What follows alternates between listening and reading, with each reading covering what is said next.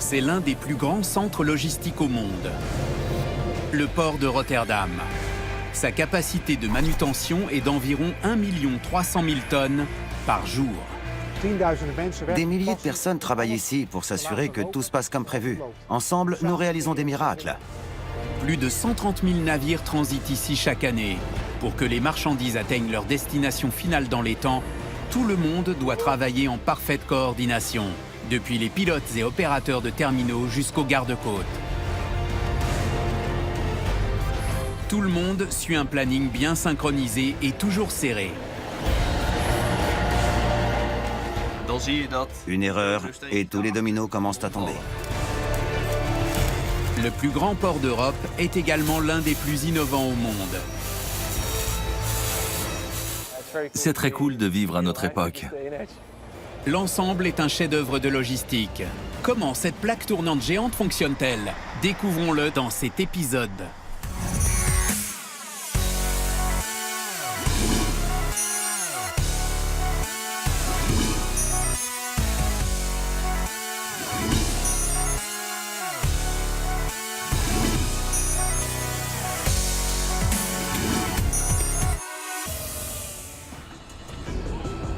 Le port de Rotterdam déplace 13 700 000 conteneurs par an. Plus de 180 000 personnes travaillent dans la seule zone portuaire. La taille de cette plaque tournante, 12 643 hectares, 2 fois la taille de Manhattan. Depuis sa fondation au XIVe siècle, le port de Rotterdam s'est continuellement développé en direction de la mer du Nord. Aujourd'hui, la zone portuaire s'étend sur 42 km. Le hub traite une grande variété de produits, des substances chimiques, des liquides tels que diesel, essence ou huiles alimentaires, ou des produits secs, charbon, minerais et céréales. Et bien sûr, des conteneurs de fret. 2h50. Au programme du jour, 80 cargos géants. Plus de 200 pilotes maritimes les guident vers les terminaux. Martijn Drents est l'un d'eux. À 15 km de la côte, il prend en charge son premier bateau.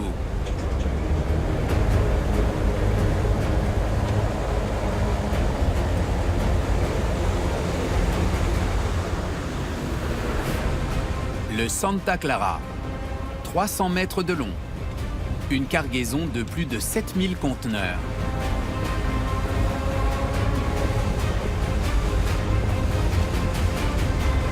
Comme d'habitude, Martijn commence par grimper sur l'échelle du cargo pour embarquer. C'est avant tout un défi physique. Même si l'échelle ne doit pas dépasser 9 mètres, comme vous pouvez l'imaginer, grimper sur une échelle de 9 mètres par mauvais temps, forte vague et vent important, n'est pas simple. Pour faire ce travail, je dois être au top de ma forme tout le temps. Chaque année, les pilotes de Rotterdam amènent ainsi à quai plus de 56 000 bateaux comme celui-ci.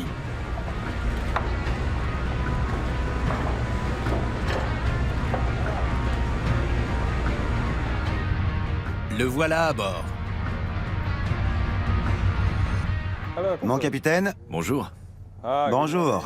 Comment allez-vous? Bien, merci. D'abord, passation de pouvoir. Martijn prend officiellement le commandement du bâtiment pour la durée de la manœuvre. Le Santa Clara est en route. Maintenant, on joue la montre. Si le pilote ne parvient pas à amener son cargo dans les temps, c'est tout le planning du port qui en sera affecté. Le temps de chargement se décalant, le prochain navire devra attendre. Une réaction en chaîne avec de réelles conséquences. J'ai déjà commandé le remorqueur. Le navire doit être à quai à une heure bien précise. Ensuite, il faut l'amarrer. Ni une demi-heure avant, ni une demi-heure après. Heure d'amarrage, 7h30. Des ouvriers portuaires attendent au terminal pour amarrer le bateau à cet horaire précis. Si le Santa Clara arrive en retard, le planning de la journée entière est à revoir. Je dois planifier mon parcours pour cette heure et le coordonner avec mes collègues des autres bateaux. Là-bas, par exemple, un très gros bâtiment arrive. Nous lui donnons la priorité. Pas question de se mettre en travers de son chemin. Il y en a un autre devant lui, pas loin. Vient maintenant la phase d'entrée au port. C'est là que je dois être extrêmement concentré. Mon seul souci est de garder le cap. Les cargos géants ont la priorité. C'est la solution la plus sûre et la plus rapide pour les pilotes et pour les navires. L'outil le plus important du port de Rotterdam? Il n'y en a qu'un. Un planning parfaitement coordonné. Les 180 000 employés du port travaillent dans des centaines de secteurs et d'entreprises différentes. Mais tous dépendent les uns des autres. La ponctualité est le facteur déterminant du succès du plus grand port d'Europe. Le schéma directeur de cette entreprise sophistiquée est élaboré à 42 km de là, au cœur de la ville de Rotterdam. C'est ici que se trouve le centre de coordination du port, son cerveau. 6h47. Jacob Bach, capitaine du port, est sur le lieu de convergence des activités. Quelle cargaison livrée par quel cargo? La répartition du personnel? Les problèmes à résoudre? Jacob aborde ces questions lors de la conférence du matin. Toutes les divisions de la capitainerie sont reliées par vidéo, y compris les pilotes, les inspecteurs et la patrouille du port. Bonjour. Voyons la journée et examinons les faits et les informations dont nous disposons. Franck, le pétrole, c'est toi? Ouais. As-tu encore des problèmes de personnel aujourd'hui? Au service des expéditions, tout devrait se dérouler sans problème aujourd'hui. Avec les redevances des bateaux, la location des places de port et l'activité conteneur, le port affiche un chiffre d'affaires annuel supérieur à 700 millions d'euros. Pour Jacob, une bonne coordination signifie avant tout des recettes. Quand il s'agit de travailler ensemble, le temps est un facteur essentiel. Tout est planifié à l'avance. Si le planning n'est pas correct, des erreurs se produiront. Si le planning est au point et qu'ensuite un bateau pose problème, je n'ai plus qu'à regarder les dominos tomber les uns après les autres. Et Jacob est aussi responsable de la sécurité du port, confronté à toutes sortes de risques au quotidien. Naufrages, accidents de chargement, incendies, voire explosions. C'est pourquoi les navires de surveillance patrouillent 24 heures sur 24. Bonjour Perry, c'est Jacob. Salut Jacob. Je vais t'appeler au sujet du transport qui arrive bientôt. Serez-vous capable de le réceptionner? Oui. On s'arrange pour que tout fonctionne correctement côté navigation. Et que le fret arrive en toute sécurité. Merci Perry, on se parle plus tard. Ok, d'accord. À plus. 7h05. Plusieurs cargos géants sont déjà amarrés. Maintenant, c'est au tour du Santa Clara. Ici le Santa Clara. Nous entrons dans la zone du terminal. D'accord, merci. Le terminal précise l'endroit d'amarrage afin d'optimiser l'utilisation des grues. Pour le Santa Clara, cela signifie une manœuvre à 180 degrés suivie d'une marche arrière jusqu'au quai. Tout cela en 25 minutes chrono.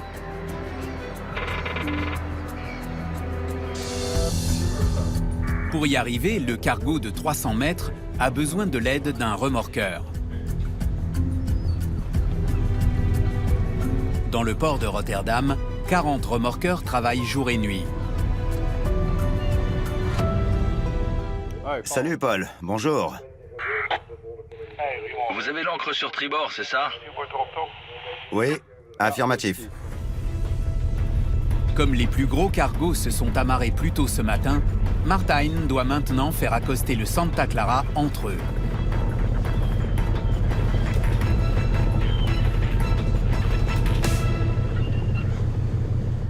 C'est bien la jetée 171-156. Positif. Bien. La manœuvre d'amarrage commence. Le remorqueur tire à la poupe du Santa Clara, permettant au bateau de faire un demi-tour. Soudain, l'une des 300 péniches, pressée, se faufile. Plus lentement, mon vieux.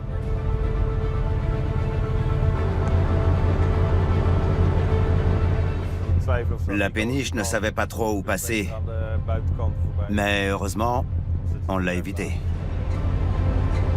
Une situation dangereuse. Mais Martijn, bon pilote, réussit à empêcher la collision en manœuvrant habilement.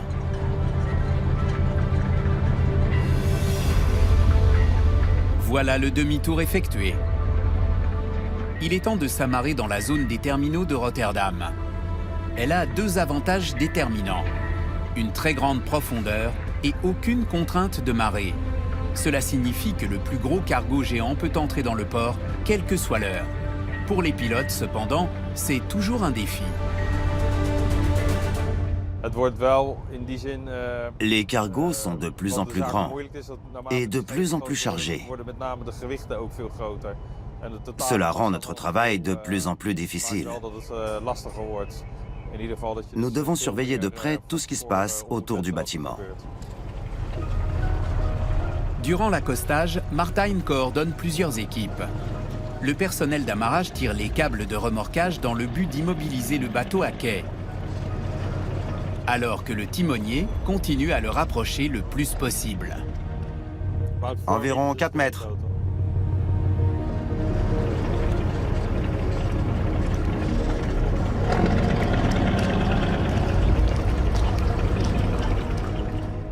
Voilà, on y est. Arrêtez les moteurs. Ils ont réussi.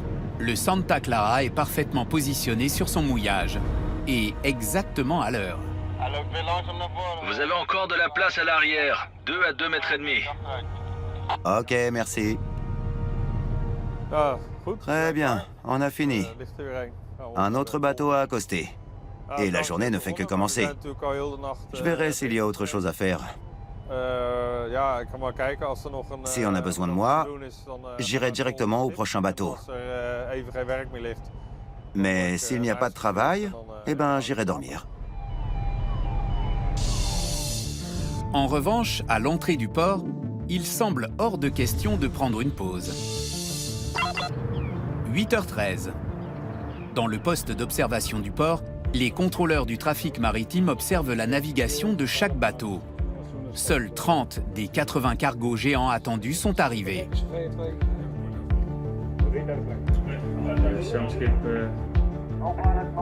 Sans ces contrôleurs, le plus grand port d'Europe perdrait rapidement le fil de son trafic. Ce travail demande une grande concentration. Aussi y a-t-il un changement d'équipe toutes les 3 heures. René de Werker prend la relève de son collègue. Nous avons besoin d'un remorqueur direction nord. Un autre mouillage pour le Rita. Rita, c'est Masland, terminé. René surveille l'entrée du port en mer du Nord. Ici, c'est l'heure de pointe et elle dure presque toute la journée. Chaque année, plus de 130 000 bateaux font escale dans le plus grand port maritime d'Europe. Porte-conteneurs, péniches, navires de croisière, environ 350 par jour. Masland à Friendship 2. Friendship 2, ici Masland. Nous arrivons de la Meuse et longeons le barrage. Friendship 2, ici Masland. Lorsque vous atteindrez la mer, vous passerez un point de contrôle de la circulation. Plongs pour le secteur Masland, terminé. Ici Plongs. Plongs, vous allez avoir un porte-conteneur à la proue. Ne changez pas de cap. Ok, merci. René dirige les bateaux pour leur éviter embouteillage et collision. il doit tout prévoir. Parce que pour ralentir, un bateau doit réduire les gaz. Et quand deux cargos sont sur une trajectoire de collision, il est souvent trop tard. Les navires de haute mer communiquent sur le canal 3 quand ils entrent dans mon secteur. Et je vois toutes les informations ici. Destination, tirant d'eau, pavillon, cargaison, si le bâtiment a besoin d'un remorqueur, son planning, c'est-à-dire s'il a besoin d'être à un certain endroit, à un moment donné. La coordination des cargos est cruciale.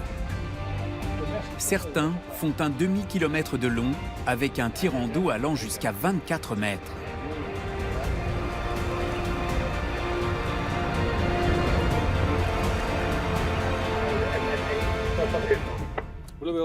Maintenez le contact pendant la traversée. Tenez votre cap, suivez le bateau de sauvetage. Nous devons nous imaginer nous-mêmes sur le pont. Une collision est évidemment la pire chose qui puisse arriver. Si nous réagissons trop tard, cela peut avoir de graves conséquences. 10h39. La patrouille portuaire surveille le secteur industriel.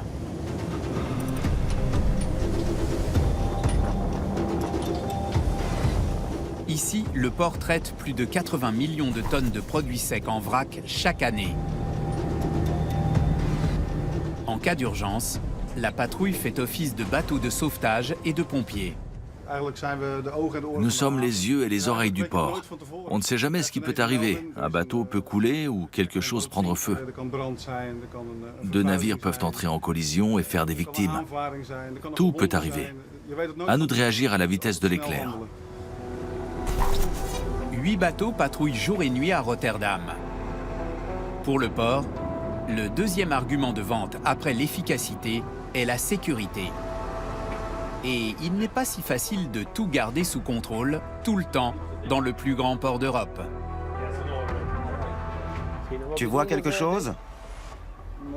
Je pense qu'il y a des plongeurs dans l'eau. Je vois rien du tout. Le système dit que la plateforme va bientôt être déplacée. Ils mettent de nouvelles cordes de remorquage. D'accord, on dirait que ça va. Nous reviendrons quand elle partira. Vérifions les bateaux du terminal.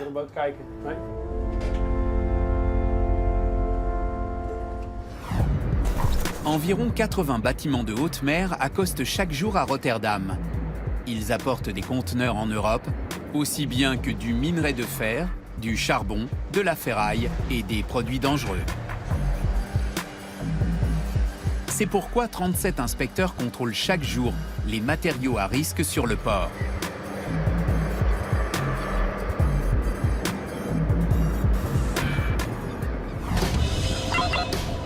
Midi 20, seconde inspection.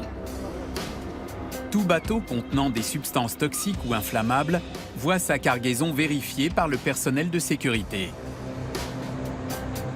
Eibert de Vries est inspecteur de fret au port de Rotterdam. Celui-ci est l'un des plus grands porte-conteneurs au monde, avec une capacité d'environ 20 000 conteneurs. Beaucoup contiennent des substances dangereuses. Avec des bâtiments aussi gigantesques, Eibert ne fait que 4 inspections par jour. Salut! Bonjour monsieur! Bienvenue à Rotterdam! Ravi de vous rencontrer. Je suis l'inspecteur du fret. Oui, je souhaite voir l'officier de service. Bien monsieur. L'inspecteur vérifie les produits toxiques, corrosifs et inflammables. Il s'assure que tout est stocké correctement. S'il détecte un risque, c'est non seulement un danger pour le bateau, mais aussi pour le terminal, voire l'ensemble du port. Un début d'incendie durant un déchargement pourrait se propager vite. Supposons qu'un conteneur ne soit pas là où il est censé être, mais plutôt à côté d'un conteneur de matière dangereuse. En cas de forte houle ou d'incendie, les deux substances pourraient entrer en contact. Une réaction chimique pourrait être catastrophique. Eibert assure la sécurité de Rotterdam depuis 8 ans maintenant. Le port est devenu sa deuxième maison et une source de grande fierté. Parfois, il est difficile de trouver les mots, comme pour décrire l'univers, par exemple. Vous ne pouvez pas expliquer comment ça fonctionne.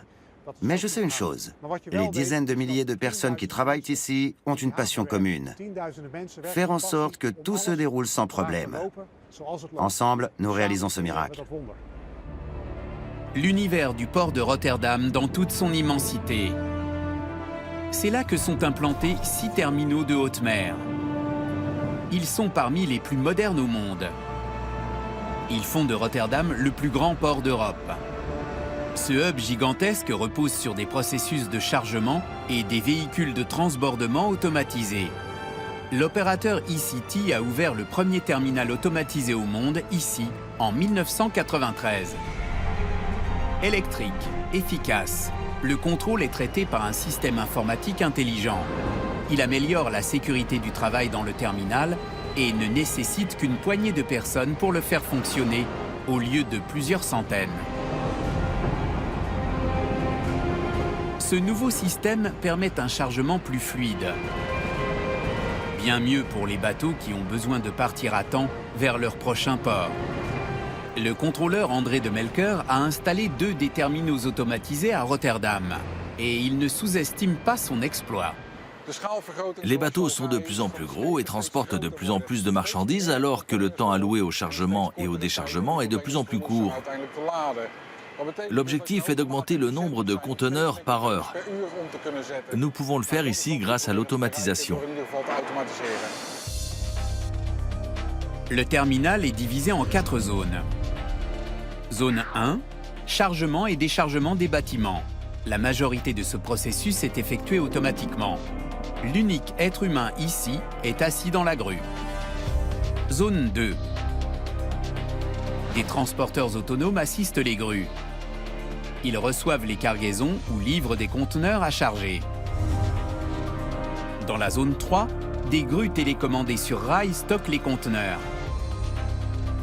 Elles approvisionnent la zone 4 en vue d'un transport ultérieur, par camion par exemple. Ce sont notamment les véhicules automatisés qui ont fait le succès de ce terminal. Ils ont été inventés à Rotterdam et se retrouvent à présent dans de plus en plus de ports dans le monde. Ils économisent sur les coûts de personnel et le temps.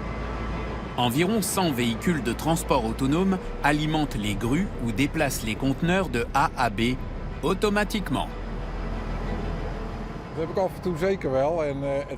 Je suis toujours fasciné lorsque je vois combien de conteneurs transitent ici en une semaine. Le système d'exploitation du terminal calcule en temps réel l'emplacement idéal de chaque conteneur.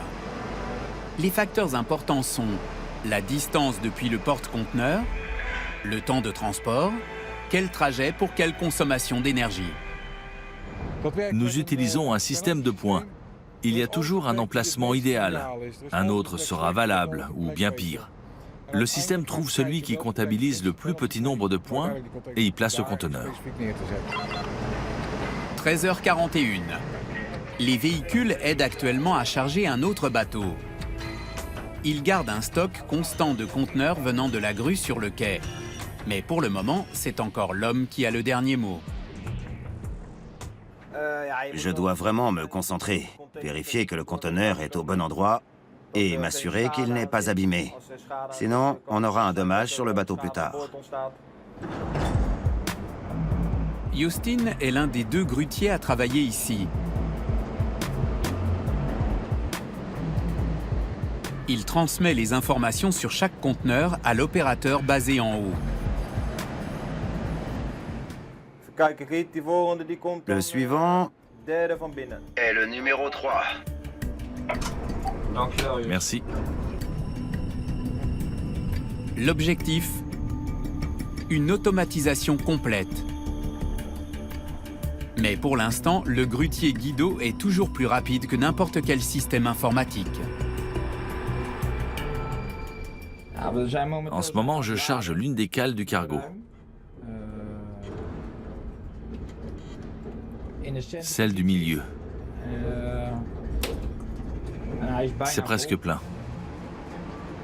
Guido le grutier et l'inspecteur de conteneurs Justin coordonnent la destination de chaque conteneur à une vitesse maximale. Ok, Guido. Le prochain, c'est pour le numéro 1. Ok, merci. Si je ne suis pas entièrement concentré, il pourrait y avoir un accident et nous ne voulons pas ça. Les terminaux de Rotterdam chargent chaque année 13 700 000 de ce que l'on appelle les conteneurs EVP. S'ils sont trop lents, cela perturbe le planning. C'est un processus fascinant. Chargement et déchargement des conteneurs, les grandes hauteurs, le travail d'équipe. Chaque pièce fait partie d'un puzzle. Il faut que les bateaux partent à l'heure, que personne ne soit blessé et que tout le monde rentre chez soi en bon état à la fin de la journée. À Rotterdam, la plupart des marchandises arrivent d'Asie du Sud-Est. Les exportations se font aussi vers cette zone.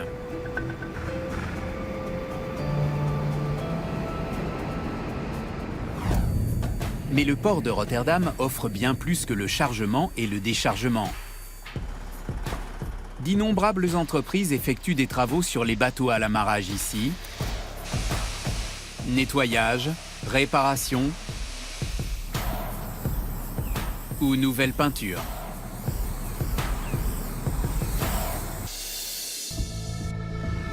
Un porte-conteneur a besoin d'un service très spécial au terminal APM. 14h10. À Rotterdam, une équipe s'est spécialisée dans un travail très difficile et dangereux. Une vérification express pendant le chargement. La mission d'aujourd'hui est d'inspecter l'hélice et, si nécessaire, d'effectuer une réparation sous l'eau dans un temps limité. Parce que le porte-conteneur doit repartir, et vite. L'un des outils les plus importants pour ce défi, un casque de plongée haute technologie.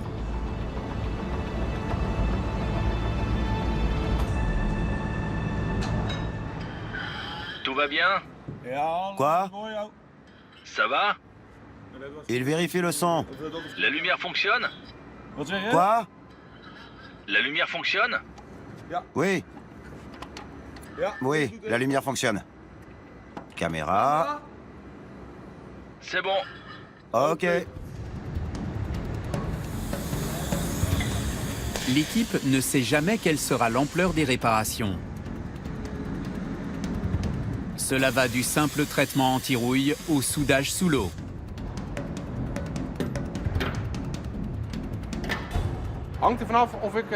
Cela dépend de l'endroit où nous devons plonger. Je pourrais devoir couper de l'acier sous l'eau, ce qui peut être difficile. Le plus important est de rester calme. Voilà. Tom, 24 ans, se prépare au pont inférieur.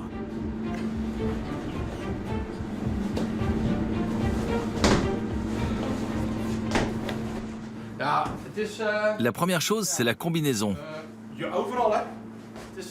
Pour moi, c'est un vêtement normal. Comme un mécanicien qui met son bleu de travail.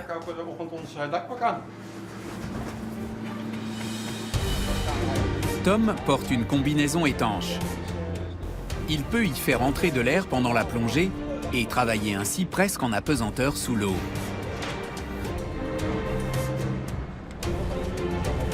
Mais d'abord, un petit test pour voir si la combinaison est hermétique.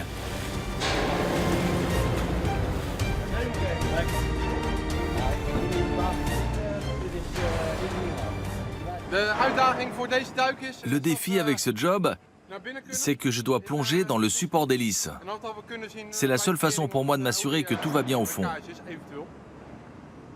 Nous ne savons pas quelle est la situation sous l'eau, alors je vais voir.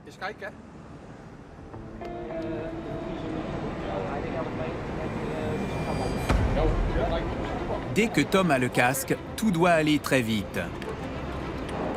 Sur Terre, l'équipement est extrêmement lourd. Le poids du casque seul est de 13 kg. Ses collègues vérifient toutes les connexions une dernière fois. Fermé, fermé, ok. B fermé. Ouvert, ouvert, serré.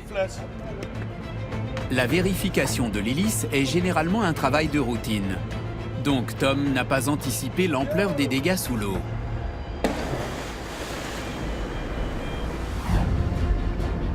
Pendant ce temps, le chargement continue au terminal. 140 millions de tonnes de marchandises entrent dans le port par an, y compris des cargaisons indésirables. Environ 9000 kilos de drogue en 2016.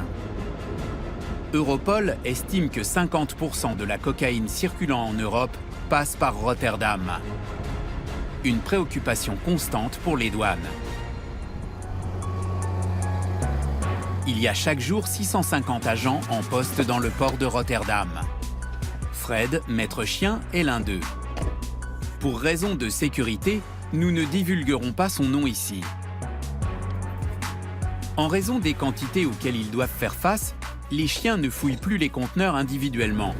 Le service s'est modernisé. Le volume dans le port ne cesse d'augmenter. 10% de conteneurs de plus que l'an dernier. C'est un moyen fiable pour vérifier les conteneurs rapidement. Nous aspirons l'air et l'apportons aux chiens. Fred prélève des échantillons d'air pour que son chien les sente.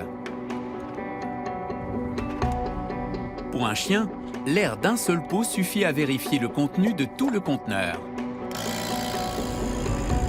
Fred n'a même plus besoin d'ouvrir les conteneurs. Cette procédure permet de gagner un temps précieux dans la lutte contre le trafic de drogue. Je veux faire de mon mieux pour empêcher l'importation de stupéfiants aux Pays-Bas et en Europe. C'est pour ça que je fais ce boulot. 15h18. Au service des douanes du port de Rotterdam, le collègue de Fred prépare le carrousel des pots. Cela permettra aux chiens de contrôler 17 conteneurs à la fois.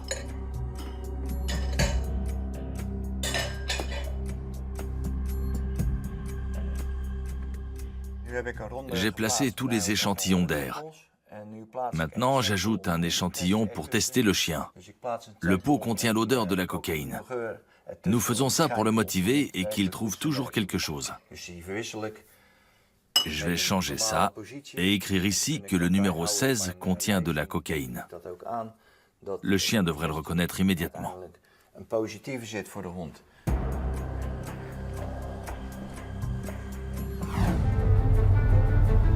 Parallèlement, la patrouille du port recherche les failles éventuelles dans le système de sécurité. Surtout dans le secteur des terminaux pour cargo géants. Plus de volume signifiant plus de risques. Leur destination? Les pétroliers. Celui-là doit faire 400 mètres. Tout emballé. Les câbles sont bien tendus? Oui. Les 6 sont en bon état. Tout est OK. 21 mètres de large? 21 de large, 59 de haut. Quel bateau. Tout neuf. Hey, il charge là-bas. Ce bateau là-bas? On vérifie? Oui, bien sûr. Marcel, tu y vas? Au second? Oui. De nombreux porte-conteneurs utilisent l'arrêt de Rotterdam pour faire le plein de carburant. Les pétroliers mobiles s'amarrent près des cargos géants pour leur fournir du mazout lourd. Si nous ne les vérifions pas, le port ne sera pas sécurisé. Et puis, si nous n'étions pas là, tout le monde ferait ce qu'il veut. Le dernier contrôle sur ce pétrolier date de 3 mois. Il est grand temps d'en faire un nouveau, car le mazout lourd représente un risque environnemental majeur. Nous allons tout vérifier. Extincteur, connexion, toute la liste. Le skipper est au gouvernail. Allons le voir en premier. Ok, allons-y. À bord, les deux hommes font particulièrement attention aux conduites d'huile et aux équipements de protection incendie.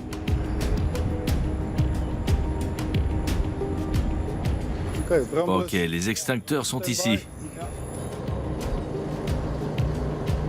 Le navire semble en règle.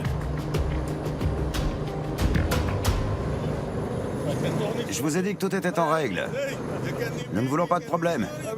Mais merci quand même. Prévention et inspection sont indispensables dans le plus grand port d'Europe. L'inspection était bonne. Nous sommes efficaces. Si nous vérifions les navires régulièrement, les skippers respecteront les règles. L'année dernière n'a vu qu'un seul déversement majeur de pétrole à Rotterdam, entre autres grâce à la vigilance des patrouilles. Chaque jour au port est différent. Notre travail ici est très dynamique. En ce moment, c'est assez calme. Mais tout à coup, vous pouvez avoir beaucoup à faire. Ensuite, nous devons veiller à ce que tout se passe en toute sécurité. Ici, à Rotterdam, il y a un peu de tout. Leur travail continue durant la nuit, qui approche. 16h23. Les plongeurs au terminal doivent se dépêcher. Le bateau veut repartir rapidement. Pendant ce temps, le plongeur Tom s'est avancé vers le support d'hélice du bateau. Sous l'eau, l'état actuel du cargo devient évident.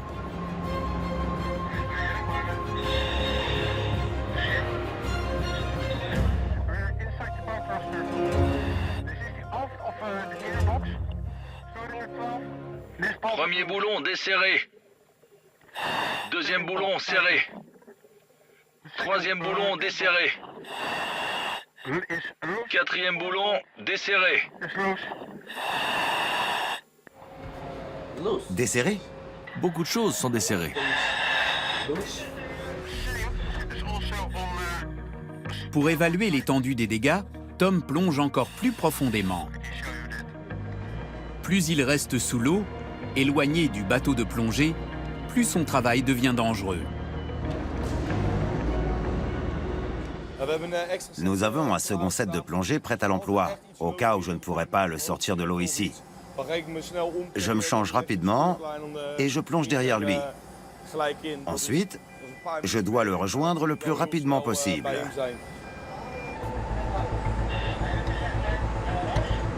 Sur le bateau de plongée, leur collègue Eric enregistre tout sur vidéo.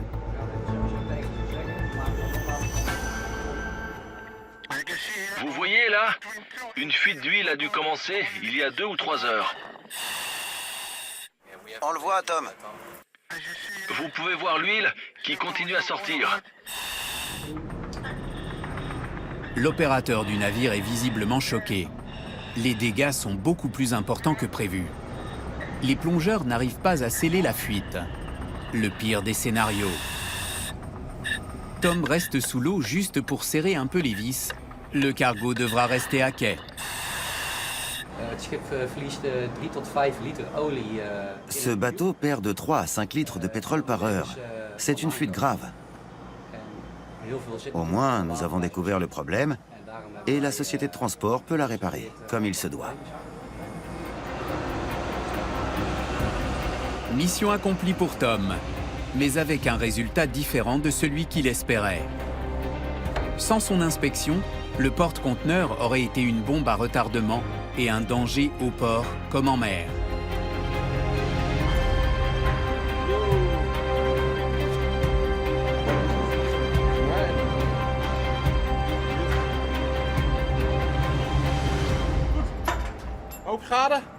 Je suis content d'avoir trouvé la fuite.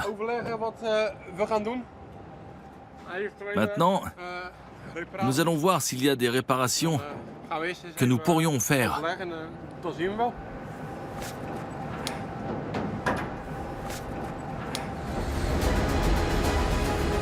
Avec autant de bateaux différents, il était impossible d'avoir toutes les pièces de rechange en stock, jusqu'à présent.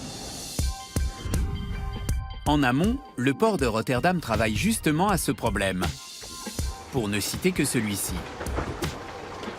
RDM est un incubateur pour les startups, situé dans un ancien hangar de chantier naval. Le port de Rotterdam offre aux jeunes entreprises la possibilité de se lancer en développant des prototypes destinés à l'industrie maritime. Une entreprise a déjà eu cette chance, Ramlab, qui imprime à la demande et sur place des pièces de rechange pour les navires en utilisant une imprimante 3D. Lorsque nous commandons des pièces, les délais de fabrication sont très longs. Cela peut prendre jusqu'à 6 mois ou 1 an, que ce soit en Chine ou ailleurs dans le monde. Vous devez souvent en commander plusieurs. Par nécessité, vous devez en acheter 10, même plus, ce qui entraîne de gros frais d'entreposage. La solution, une imprimante 3D qui imprime en métal. Le moulage d'une hélice prend plusieurs semaines, voire plusieurs mois. Mais il est désormais possible de l'imprimer en quelques jours seulement. Et l'impression avec du fil métallique est encore moins chère. Avec de nouvelles idées comme celle-ci, le port de Rotterdam cherche à devenir le port le plus innovant au monde. Le succès de cette jeune entreprise a été la création de la première hélice imprimée au monde.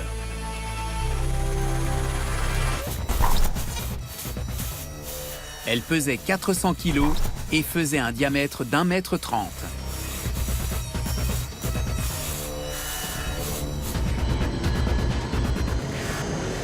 L'équipe prépare déjà les prochaines pièces, telles que ces suspensions pour les grues. Nous pouvons fonctionner très vite avec une petite équipe. Par exemple, nous avons réalisé cette hélice, de sa conception à sa pose sur un navire. Ça n'a pas pris 7 mois. C'était impensable avant, car nous ne disposions ni des outils, ni des logiciels numériques, ni de la puissance numérique pour les fabriquer. C'est donc très cool de vivre à notre époque. Rotterdam est en passe de devenir un port intelligent. À la douane, Fred et son chien de 10 mois sont en route pour le carrousel. Max vérifiera les échantillons d'air de 17 conteneurs en même temps. La plus grande découverte à Rotterdam à ce jour, 4600 kg de cocaïne dans un seul conteneur. Ralentis, Max. Relax, doucement. Max est l'un des 30 chiens renifleurs des douanes portuaires et il est spécialement formé pour reconnaître l'odeur de la cocaïne. C'est la drogue de contrebande principale. Max? Assis. Max est encore en formation. Fred l'éduque comme n'importe quel chien, d'une manière peu spectaculaire, avec un petit tube métallique. Le défi pour le chien est d'identifier le bon pot. S'il le trouve, il est récompensé avec un jouet. Le chien fera tout pour l'obtenir. Ensuite, nous jouons. Il est heureux d'avoir fait quelque chose de bien pour son maître.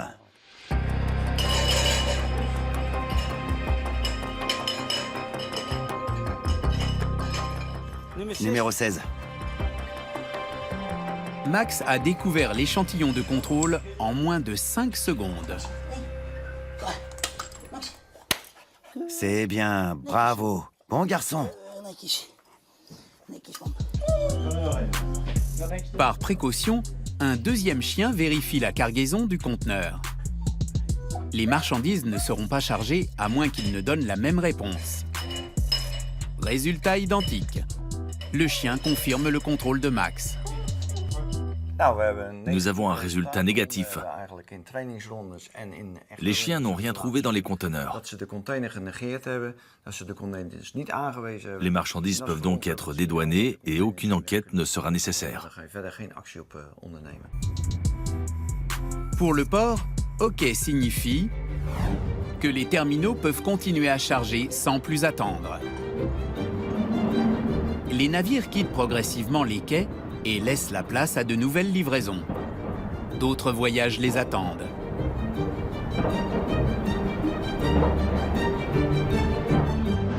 Une partie des marchandises traversera l'Europe par voie de navigation intérieure.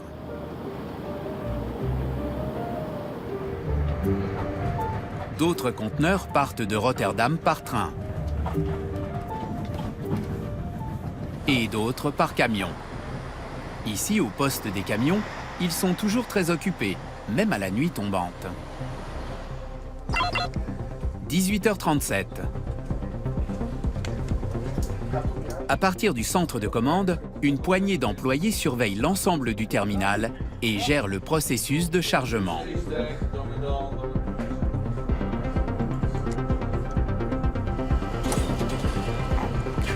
Pour les chauffeurs de camions qui transportent les marchandises de Rotterdam, seule une carte à puce est requise. Le système l'utilise pour retirer automatiquement leurs conteneurs de leurs emplacements. Dans l'idéal, il ne leur faut que quelques minutes pour en charger un. Bonjour. Chargement. Génial, je suis prêt. Les employés des terminaux actionnent les grues sur rail à l'aide d'une manette. Voici comment ils chargent les camions. Les conteneurs ont déjà été triés par les robots.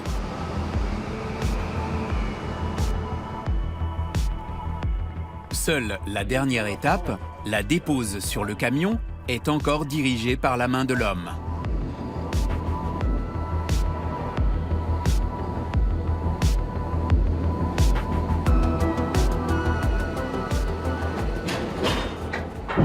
Bloqué? Oui. Je lâche. D'accord, merci. Ce premier terminal automatisé au monde représente des années de travail pour le superviseur André de Melker et une source de grande fierté. Au début, c'était un désastre. Et je me suis dit, je n'y arriverai jamais. Mais avec un travail acharné, nous avons continué à augmenter la productivité et le terminal s'est amélioré. Le résultat est fantastique.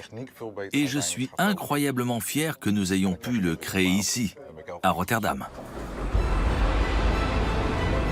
Rotterdam a devancé tous les autres ports du continent pour devenir la porte d'entrée de l'Europe sur le monde. Le port est numéro 1 dans chaque catégorie. Conteneurs, cargaison sèche et cargaison liquide. Les 180 000 personnes de cette plaque tournante géante travaillent ensemble pour réaliser un rêve commun. Perfectionner chaque jour un peu plus le port de Rotterdam en promouvant l'innovation, la précision et plus encore, la passion.